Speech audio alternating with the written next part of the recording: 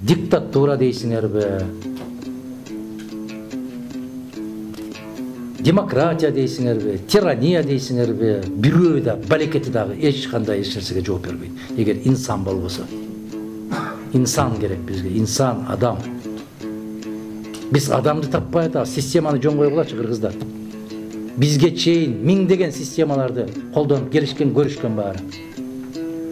Демократияны ким ойлоп тапкан? Не деген сөз демократия деген? Демос да? Эми силер кыргыздын макалын алгыла дагы, ошону салыштыргыла. Köp suur yiyin kazbayt, yiyin kazsa tereң kazbayt deydi. Mına serge demokratiya. Stalin diktatör bile, je kim ele? Tepkileysiңер go Stalin'e.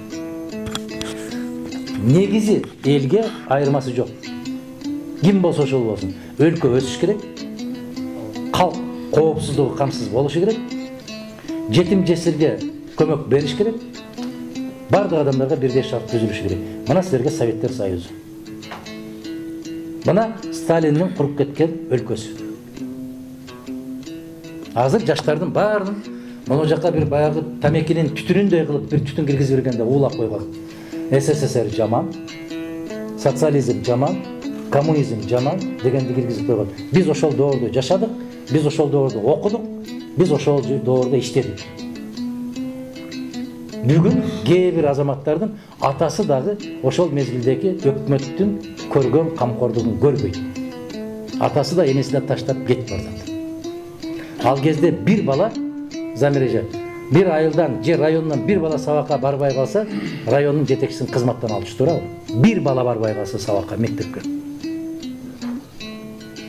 Ал кезде колунда жоктордун баарын тизмесин түзүп алып, өтүгүндө, чапанындагы, бүт бардык китебиндагы, сумкасындагы алып берет. Костюм шымынан бери алып берет.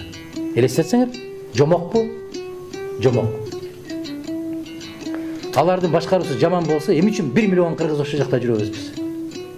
Элестеткиледи, таразага салганды үйрөнгүледи.